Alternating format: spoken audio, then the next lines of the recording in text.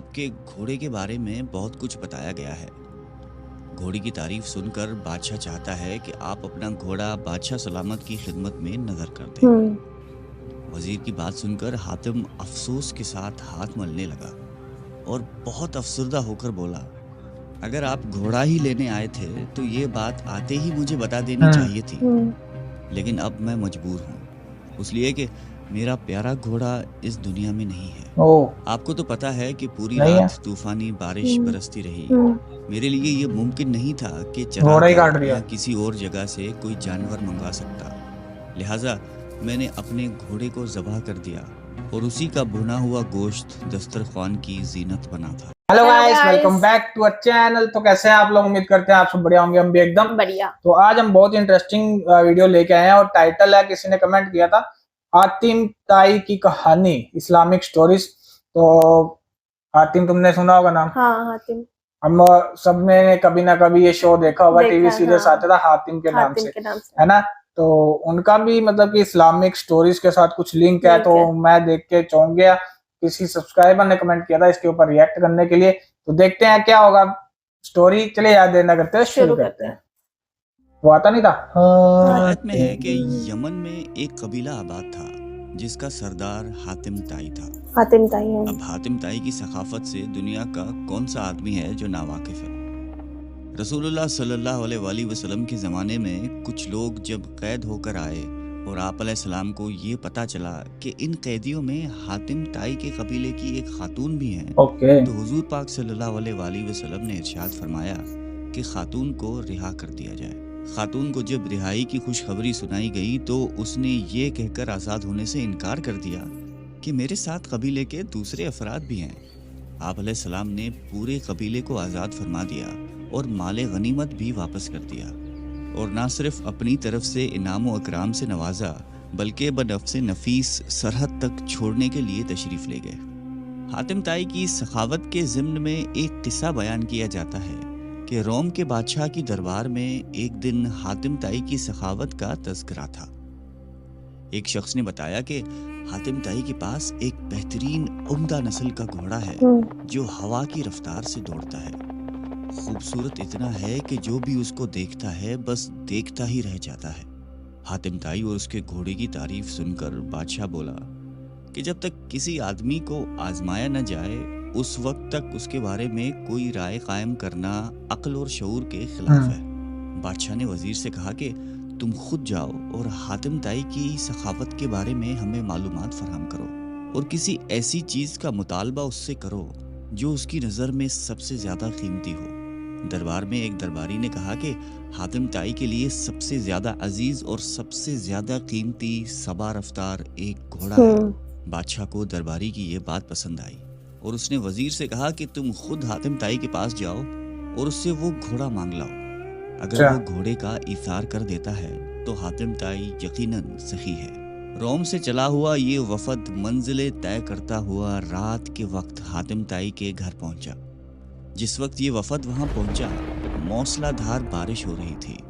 घुप अंधेरे में बादलों की गरज माहौल को खौफनाक बनाए हुए थी। ऐसे खराब मौसम में किसी मेहमान की मेहमान नवाजी करना तो दरकिनार घर से निकलना भी मुमकिन नहीं था, लेकिन हातिम ताई ने मेज़बानी का हक अदा किया और मेहमानों के तवाज़ो और आराम व आसाइश का पूरा घोड़ा लेने के लिए आए उनका। दस्तरखान पर लजीज भुना हुआ गोश्त खाकर मेहमान खुश हुए और उन्होंने अपने अंदर सफ़र की थकान की जगह तवानाई महसूस की और गहरी नींद सो गए। सुबह के वक्त जब बारिश थम चुकी थी तो हर चीज़ धुली हुई और साफ नजर आ रही थी। नाश्ते के दौरान वजीर ने मेहमान नवाजी और इजहार तशक्कुर के बाद अपने आने का मकसद बयान किया। मैं घोड़ा लेने कहा कि हमारे बादशाह को आपके घोड़े के बारे में बहुत कुछ बताया गया है।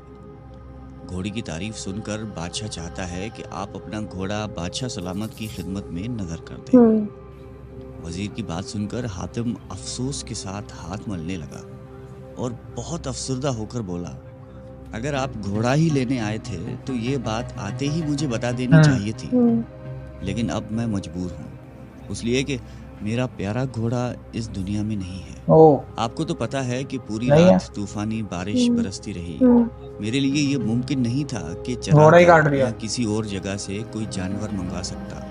لہٰذا میں نے اپنے گھوڑے کو ذبح کر دیا اور اسی کا بھنا ہوا گوشت دسترخوان کی زینت بنا تھا. وزیر حاتم طائی کی یہ بات سن کر حیران رہ گیا. بادشاہ سلامت کو جب یہ سارا واقعہ جا کر سنایا تو اس نے بھی حاتم طائی کی سخاوت کی بڑی تعریف کی. قبیلہ بنی مہمان نوازی کے لیے انہوں نے اپنی خاص چیز کہ ایک بادشاہ نے حاتم طائی کی اتنی شہرت سنی کہ بادشاہ نے محسوس کیا کہ اس کی شہرت، اس کا نام اور اس کی عزت حاتم طائی سے کم ہے. بادشاہ کا دل بغض اور حسد سے بھر گیا. اس کے دل میں یہ وسوسہ آ گیا کہ جب تک حاتم زندہ ہے مجھے حاتم سے زیادہ عزت و شہرت نہیں مل سکتی.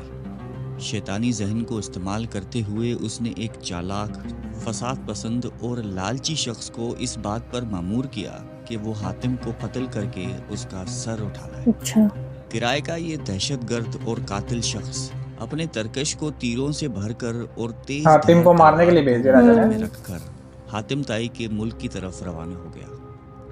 جب وہ حاتم طائی کے علاقے میں پہنچا تو اس کی ملاقات ایک خوش گفتار، خوش مزاج اور بڑے ہی پرسکون شخص سے ہوئی. یہ شخص کرائے کے قاتل کو مسافر سمجھ کر اپنے گھر لے گیا. میرے کو لگ رہا ہے یہ حاتم پیار اور خلوص سے اس کی تواضع کی کہ کرائے کا قاتل اس کا گرویدہ ہو گیا. دوسرے دن جب مہمان نے رخصت ہونا چاہا تو خوش گفتار اور خوش اخلاق میزبان نے اصرار کیا کہ مہمان ابھی چند روز اور قیام کرے اور مزید خدمت کرنے کا موقع دے. کرائے کے قاتل کے دل میں میزبان کی تکریم اور بڑھ گئی. اس نے کہا کہ مجھے ایک ضروری کام درپیش ہے، اس لیے میں زیادہ دن نہیں ٹھہر سکتا. میزبان نے کہا کہ آپ وہ کام مجھے بتا دیں، شاید میں آپ کی کچھ مدد کر سکوں. کرائے کے قاتل نے رازداری سے کہا کہ بادشاہ نے مجھے حاتم طائی کو قتل کرنے کا اس کے سر پر بڑا انعام مقرر کر دیا ہے. اگر آپ حاتم طائی کو جانتے ہیں تو مجھے اس کا پتہ بتا دیں. یہ سن کر میزبان مسکرایا اور عاجزی کے ساتھ جھک کر کہا کہ میں حاتم طائی ہوں. آپ اپنا کام شوق سے پورا کر سکتے ہیں، کیونکہ اگر یہ کام آپ اسی وقت پورا نہیں کریں گے تو پھر لوگ دیکھ لیں گے اور وہ مذمت کریں گے اور آپ انعام سے محروم رہ جائیں گے. حاتم کی یہ بات سن کر کرائے کا قاتل اپنے میزبان کے پیروں میں گر گیا. اس نے اپنی تلوار اور تیروں سے بھرا ہوا ترکش پھینک دیا اور کہا کہ ایسے معزز سردار کے جسم پر پھول مارنا بھی گناہ عظیم ہے. تو guys to be very frank, جو مطلب کی سٹوری ہے نا جو پراپر سمجھ نہیں آئی کیونکہ ورڈز بہت زیادہ ٹف یوز کیے گئے ہیں. اس میں حاتم کی سٹوری تھوڑی سی سمجھ آئی. وہ بہت ہی نیک دل انسان تھا، دریا دل تھا. ہر ایک انسان کو عزت دو اور رسپیکٹ دو، ہے نا، تاکہ آپ کو پھر آگے جا کے آپ کو بھی رسپیکٹ ملے گی. جیسے کہ انہوں نے اگزامپل کے طور پہ حاتم کا دکھایا، وہ ان کو مارنے آئے تھے لیکن وہ ان کو رسپیکٹ دے کے چلا گیا. تو یہ ویڈیو میں یہ میسج سمجھ آیا. باقی آپ بتانا، آپ بتائیں اگر کچھ ہم نے مس کیا تو وہ کمنٹ کر کے آپ ہمیں بتا دیجیے گا. تو چینل پہ نیا تو چینل سبسکرائب کر لیجیے. پھر ملیں گے نئی ویڈیو میں. Take care, bye bye.